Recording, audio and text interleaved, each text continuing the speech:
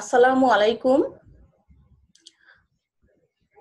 আদরের ছাত্ররা, ঢাকা কলেজ কর্তৃক আয়োজিত অনলাইন ক্লাসে তোমাদেরকে স্বাগত জানাচ্ছি। আমি Helena Begum, professor, department of geography and environment, Dhaka college, Dhaka. আশা করি তোমরা সবাই ভালো আছো। তোমাদের সাথে আজকে যে টপিকটা নিয়ে আমি কথা বলবো সেটার নাম হচ্ছে বাইফার্কেশন রেশিও। সেটা তোমাদের মাস্টার্স সিলেবাসের কোর্স কোড 5001 এর course title hydrology and river মরফোলজির একটা অংশ। তাহলে আমরা শুরুতে জেনে নিচ্ছি বাইফার্কেশন রেশিও বা দ্বিবিভাজন অনুপাত কি। আগে বলে নিচ্ছি আমি তোমাদেরকে, আমরা গত ক্লাসে পড়িয়েছিলাম স্ট্রিম অর্ডার বা নদীর পর্যায়ক্রম। সেখানে তোমরা শুনে আসছো বা তোমরা জেনেছো যে কি করে একটা স্ট্রিম অর্ডার করা হয়। স্ট্রিম অর্ডারের ধারণাটা থেকেই আমাদের আসছে বাইফার্কেশন রেশিও কথাটা। সেটা হচ্ছে যে আমরা যদি বলি যে বাইফার্কেশন রেশিও, এটাকে প্রকাশ করা হয় আরবি দিয়ে, is defined as a ratio of the number of stream of a given order u to the number of stream of the next higher order u plus 1। অর্থাৎ কোনো একটি পর্যায়ের মোট নদী সংখ্যা এবং তার পরবর্তী উচ্চ পর্যায়ের মোট নদী সংখ্যার অনুপাতকে দ্বিবিভাজন অনুপাত বলে। আপু, আমি নিচের সূত্র সাজিয়ে যখন ব্যাখ্যা করব তখন সবটা ক্লিয়ার করব। আগে আমরা সূত্রটা দেখে নিচ্ছি। সূত্রটা কি? তাহলে সূত্রটা হচ্ছে একে নিম্নের সূত্রের সাহায্যে প্রকাশ করা হয়। দেখো, সূত্রটা হচ্ছে যে এটাই হচ্ছে আমাদের আরবি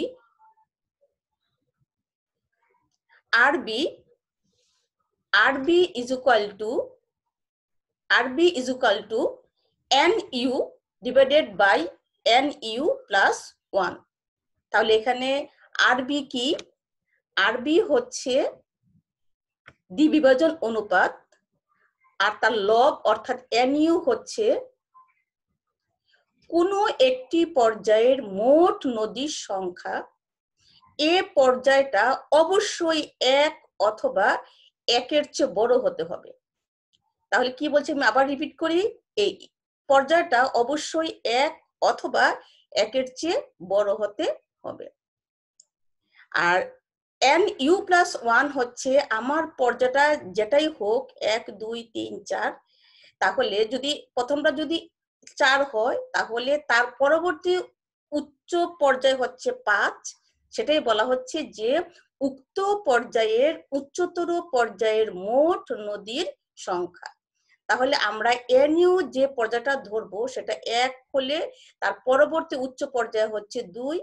যদি আমাদের প্রথম পর্যায়ে যদি 3 হয় তাহলে তার পরবর্তী উচ্চতর পর্যায় হচ্ছে 4। তো এই হিসাবে আমরা যে পর্যায়টাকে কাউন্ট করব বা বিবেচনা করব, ওই পর্যায়ের মোট নদী সংখ্যাকে তার পরবর্তী উচ্চ পর্যায়ের নদী সংখ্যা দিয়ে ভাগ করাটাই হচ্ছে আরবি। তাহলে আরবি হচ্ছে যে কোনো একটি পর্যায়ের মোট নদী সংখ্যা ভাগ তার পরবর্তী উচ্চ পর্যায়ের নদীর সংখ্যা।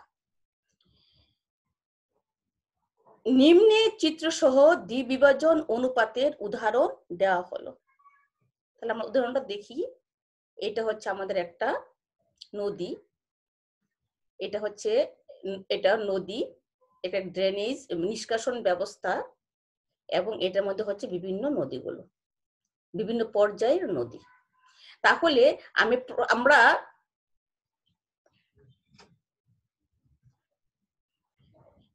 এই যে এখানে যে পর্যায়টা আঁকা আছে, এই পর্যায়টা হচ্ছে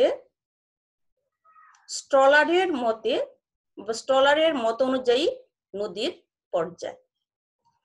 তাহলে প্রথম 1, তারপরে 1 1 মিলে হচ্ছে 2, 2 2 মিলে হচ্ছে 3, 3 3 মিলে হচ্ছে 4। তাহলে দেখা যাচ্ছে যে আমাদের প্রথম পর্যায়ে অর্থাৎ এক পর্যায়ের যে পর্যায় হচ্ছে 1, সেখানে মোট নদী সংখ্যা হচ্ছে 17, অর্থাৎ 1 2 3 4 5 6 7 8 9 10 11 12 13 14 15 16 এবং 17।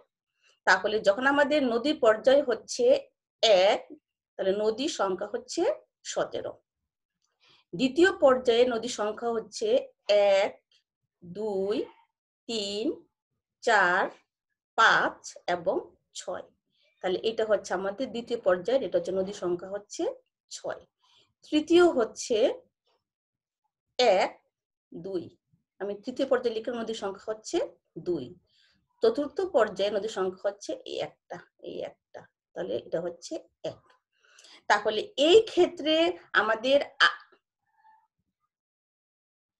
এখানে আরবি হচ্ছে এ পর্যায়ে মোট সংখ্যা হচ্ছে 17, আর তারপরেরটা হচ্ছে 6। 17কে 6 দিয়ে ভাগ করলাম, ভাগফলটা হচ্ছে 2.8। তাহলে এখানে আরবি হচ্ছে 2.8, এখানে হচ্ছে 6 ডিভাইডেড বাই এখানে হচ্ছে 2, তাহলে 6কে আমি 2 দিয়ে ভাগ করবো, সেটা হচ্ছে আমার 3। এখানে হচ্ছে 2, মানে তৃতীয় পর্যায়ে নদী সংখ্যা হচ্ছে মোট হচ্ছে 2টি, আর তো এই পর্যায়ে হচ্ছে 1টি, তাহলে 2কে আমি 1 দিয়ে ভাগ করবো ইকুয়াল টু 2, আর লাস্ট পর্যায়ে ব্ল্যাঙ্ক থাকবে। তাহলে এই ফুল রিভার সিস্টেমটার আমরা যদি বলি আরবি কত বা দ্বি বিভাজন অনুপাত কত, তখন সেটা হবে গড় আরবি হচ্ছে 2.8 যোগ 3 যোগ 2, আমাদের ফিগার হচ্ছে 3টা। তাহলে 2.8 যোগ 3 যোগ 2 আর ভাগ হচ্ছে 3, তাহলে কত হলো 7.8 ভাগ 3 ইকুয়াল টু 2.6। তাহলে আমরা যদি বলি যে একটা নদীর দ্বি বিভাজন অনুপাত হচ্ছে 3, তাহলে যদি এখানে একাধিক পর্যায় থাকে, তাহলে একাধিক পর্যায়ের গড় যে রেজাল্টটা আসবে, সেই গড় রেজাল্টটাই হচ্ছে দ্বি বিভাজন অনুপাত। নেক্সট আমরা যে পেলাম দ্বি বিভাজন অনুপাত, এ অনুপাত নির্ভর করে, আমি এখানে দেখো আপু, আমরা এখানে আরেকটা ছবি আমি অঙ্কন করেছি। সেই ছবিটা হচ্ছে, এখানে আমি অর্ডার দেই নাই বা অর্ডারটা লিখি নাই, তোমরা নিশ্চয় বুঝে নিয়েছো যে আমি কি বোঝাতে চাচ্ছি। এইটা হচ্ছে আমার পাহাড়টা, এবং এই পাহাড়ের একটা অংশে এই হচ্ছে নদীটা, একটা রিভার সিস্টেম, এটা হচ্ছে তার অববাহিকা। ক্লিয়ার? এবং এটা হচ্ছে সেই সাগরে গিয়ে পড়লো, সেটা হচ্ছে আমার জলাশয়, বৃহৎ জলাশয় অর্থাৎ সাগরে। কেমন? তাহলে এটা একটা রিভার সিস্টেম হলো, এবং এখানে কি হচ্ছে একটা এই রিভার সিস্টেমের একটা নদীটার একটা আরবি অর্থাৎ দ্বি বিভাজন অনুপাত থাকবে। তাহলে এই কিসের উপর দ্বি বিভাজন অনুপাত নির্ভর করে? তাহলে দ্বি বিভাজন অনুপাত নির্ভর করে অববাহিকা অঞ্চলের নদীর ঘনত্ব। নদী ঘনত্ব মানে হচ্ছে যে এখানে যে কয়টা নদী আছে, এই একটা নদী একটা নদী একটা নদী একটা নদী একটা নদী, সবগুলি নদী আমি যদি দৈর্ঘ্যটাকে যোগ করি, এখান থেকে আমি তোমাদেরকে আমি পরের ক্লাসে পড়াবো, এখান থেকে আমরা কি পাবো? নদীর ঘনত্বটা পাবো। তাহলে বাইফার্কেশন রেশিও নির্ভর করে এ এলাকার নদীর ঘনত্বের উপর। দ্বিতীয় হচ্ছে প্রধান নদী। প্রধান নদী, এখানে আমাদের প্রধান নদী হচ্ছে এটা হচ্ছে আমার প্রধান নদী ও উপনদীর মিলিত স্থানে উৎপন্ন কোণ, এটা হচ্ছে এই যে কোণটা, এই যে অ্যাঙ্গেলটা, অথবা এই যে অ্যাঙ্গেলটা, অথবা এই যে অ্যাঙ্গেলটা, অথবা এই যে অ্যাঙ্গেলটা, অর্থাৎ প্রধান নদীর সাথে উপনদী কি, যে এক মূল নদীতে যখন একটা নদী এসে পতিত হয়, আমি গত ক্লাসে বলেছি, তাহলে এটা হচ্ছে মূল নদী, এবং এটা হচ্ছে উপনদী। তাহলে এই যে কোণ, এই কোণটার উপর নির্ভর করবে, কেমন? আর ভূতাত্ত্বিক, নেক্সট হচ্ছে ভূতাত্ত্বিক বৈশিষ্ট্যাবলী, অর্থাৎ ভূতাত্ত্বিক বৈশিষ্ট্যাবলী হচ্ছে এই যে পাহাড়, এই পাহাড়ের উপর নদীটা সৃষ্টি হলো, এই পাহাড়ের ভূতত্ত্বের উপর নির্ভর করবে। তারপর হচ্ছে অববাহিকার আকার, এটা হচ্ছে এই অববাহিকা,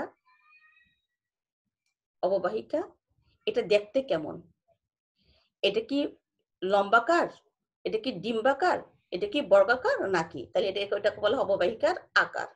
আরেকটা কি অববাহিকার আয়তন, অববাহিকার আয়তন অর্থাৎ কত বড় অববাহিকা।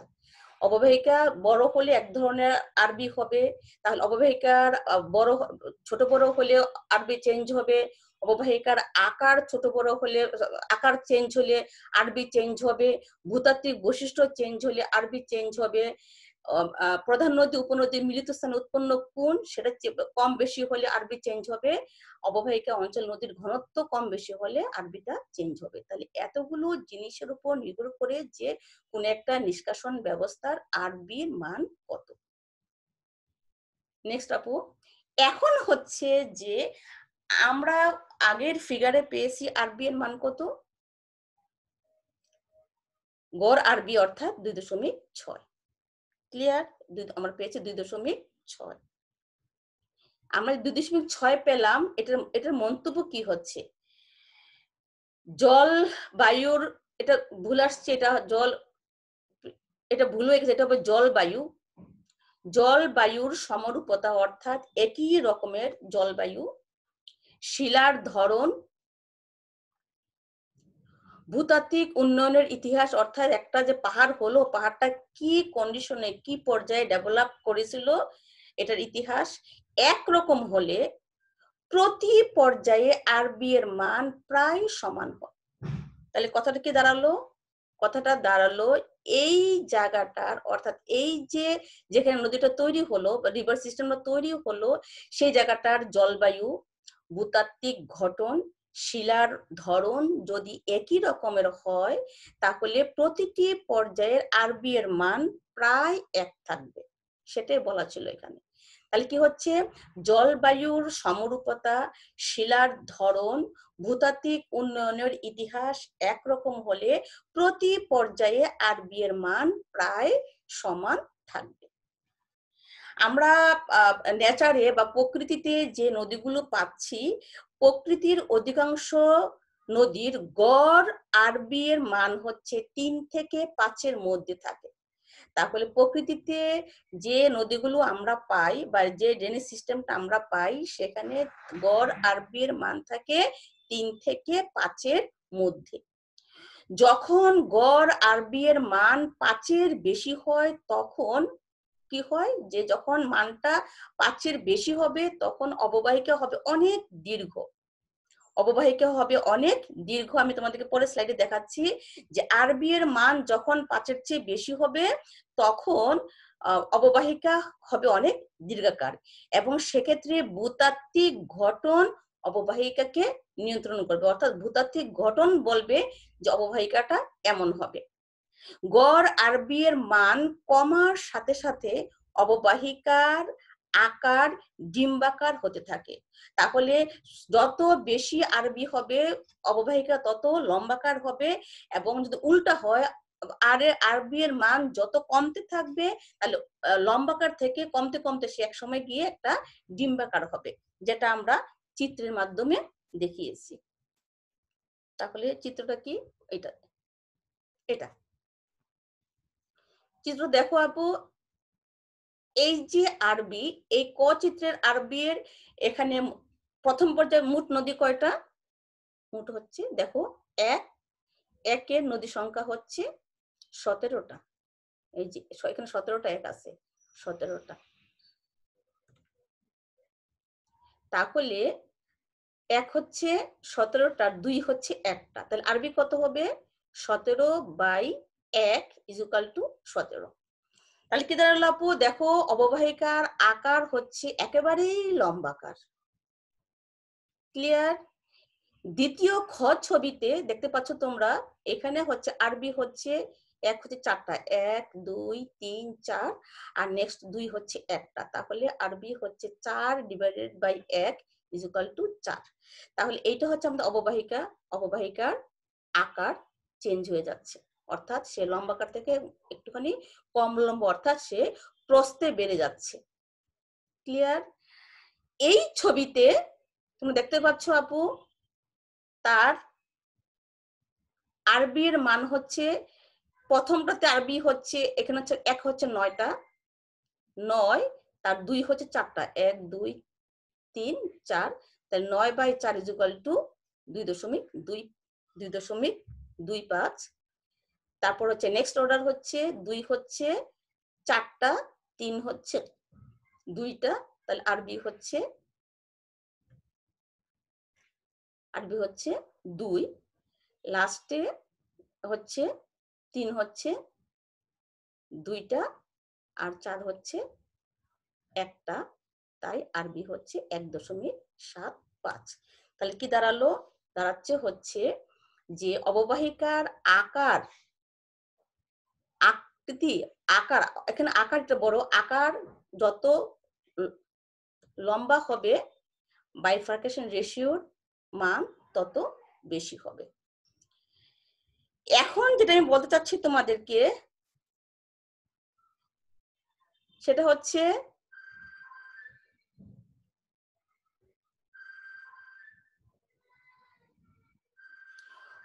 প্রধানত অববাহিকার আকার দ্বারা যেমন দ্বি বিভাজন অনুপাত প্রভাবিত হয়, আমরা আগে বলেছি যে প্রধানত অববাহিকার আকার দ্বারা যেমন দ্বি বিভাজন অনুপাত প্রভাবিত হয়, তেমনি দ্বি বিভাজন অনুপাত দ্বারা রান অফ হাইড্রোগ্রাফ প্রভাবিত হয়।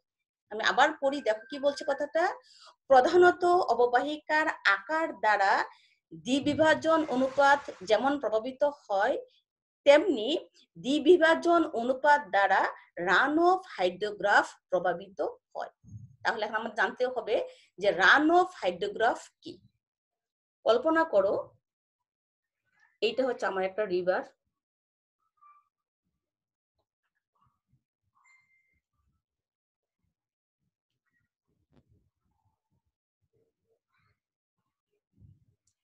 নিষ্কাশন হচ্ছে কোনো একটি নদীর প্রস্থচ্ছেদ অঞ্চল দিয়ে প্রতি একক সময়ে যে পরিমাণ পানি বাহিত হয় তাকে বলা হয় নিষ্কাশন। কেমন? তাহলে আমার একটা, এটা হচ্ছে একটা নদী, এটা হচ্ছে প্রস্থচ্ছেদ অঞ্চল, এই প্রস্থচ্ছেদ অঞ্চল দিয়ে প্রতি একক সময়ে যে পরিমাণ পানি প্রবাহিত হবে তাকে বলা হবে নিষ্কাশন।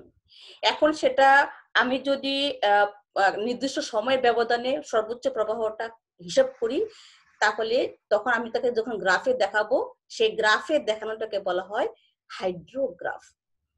যদি এটা হয় তাহলে এটা হচ্ছে আমার একটা নিষ্কাশন। এই নিষ্কাশন ব্যবস্থাটাকে আমি দেখাচ্ছি যে মাস বরাবর। তাহলে এই পাশে হচ্ছে নিষ্কাশন, এই পাশে হচ্ছে মান। তাহলে এটা হচ্ছে January, February, March, April, May, June, July, August, September, October, November, December.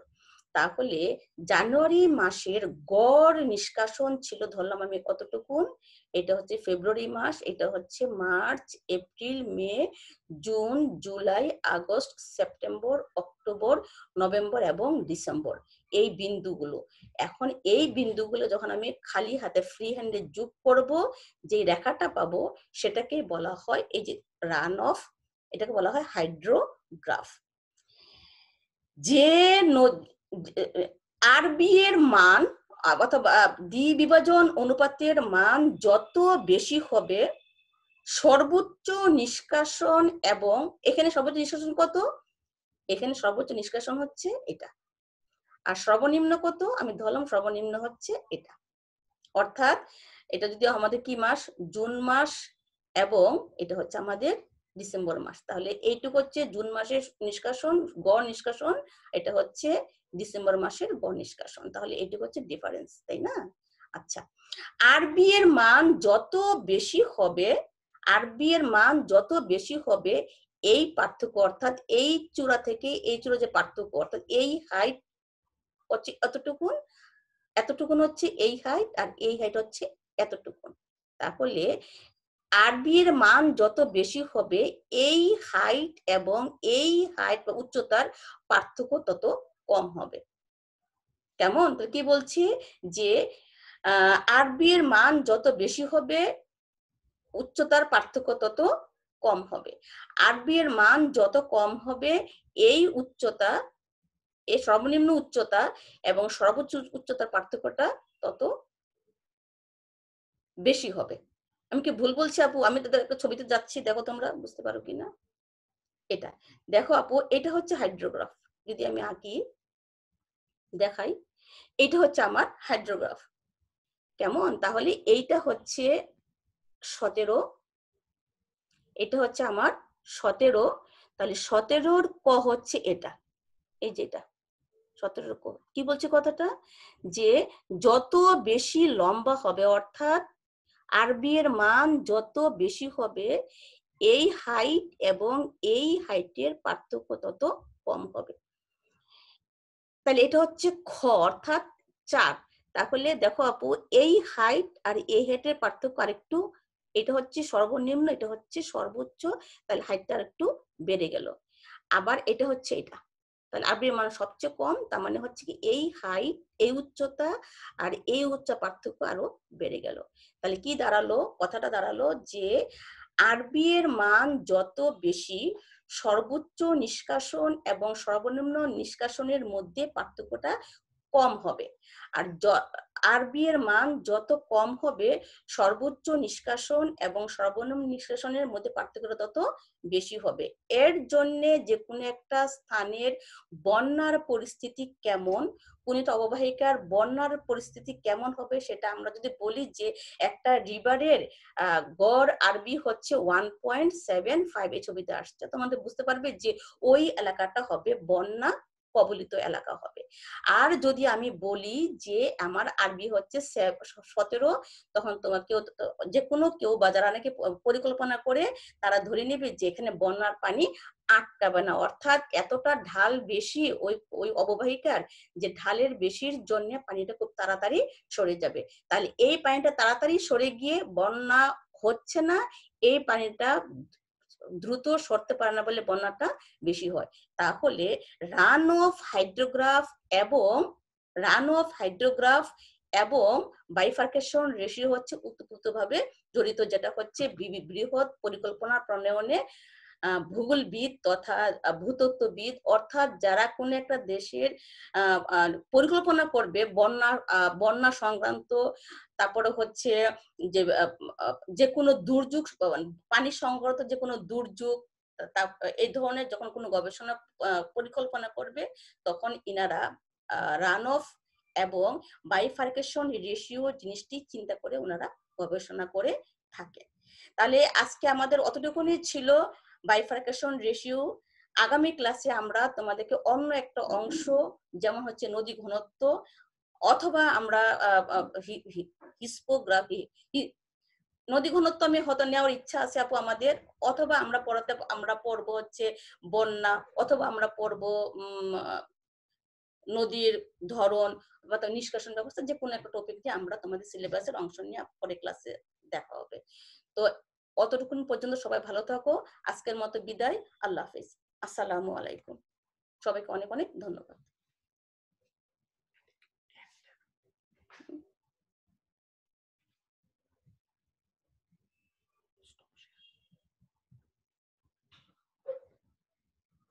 Stop share